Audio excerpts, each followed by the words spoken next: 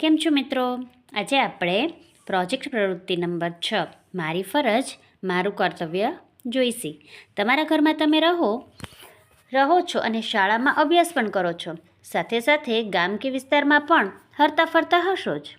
આ બધી જગ્યાએ રહેવાના કેટલાક સામાન્ય નિયમો હોય છે અને આ નિયમોનું પાલન કરવું એ આપણા દરેકની ફરજ છે. ઘરનો સામાન્ય નિયમ હોય શું તો કે જમતા પહેલાં હાથ ધોવાનું, શાળામાં પ્રાર્થના પહેલાં પહોંચી જવાનું, ગામમાં સ્વચ્છતા જાળવવાનું અને ગમે તે થૂંકવાની મનાઈ, વધુ સ્પીડમાં ગાડી ન ચલાવવી, આવા અનેક સાર્વત્રિક નિયમો આપણે જોઈએ છીએ.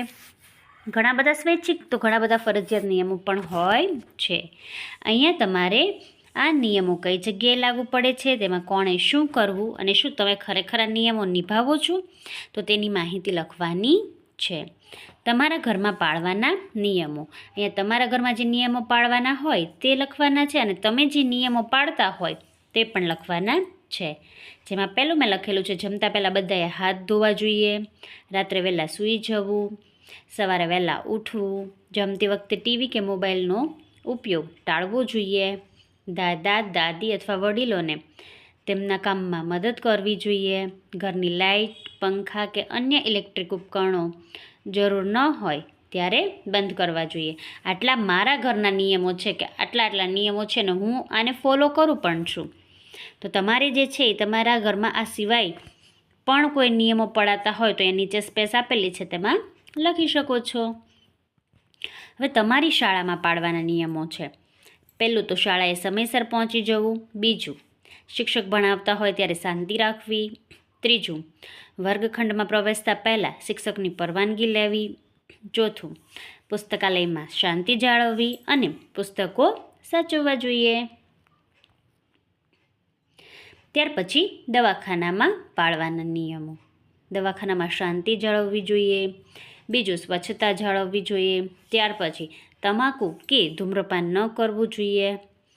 મુલાકાતી સમય જે હોય તેનું પાલન કરવું જોઈએ. ગમે તે સમયે ન જવું જોઈએ. મેડિકલ સાધનોને સ્પર્શ ન કરવો. આ દવાખાનામાં નિયમો પડાતા હોય છે. ત્યાર પછી તમે જ્યાં રહ્યો છો તે ગામ, શહેર કે વિસ્તારમાં તમારે પાડવાના નિયમો તો કે કચરો ફક્ત કચરાપેટીમાં જ નાખવો જોઈએ, જ્યાં ત્યાં રોડ પર નાખવો જોઈએ નહીં.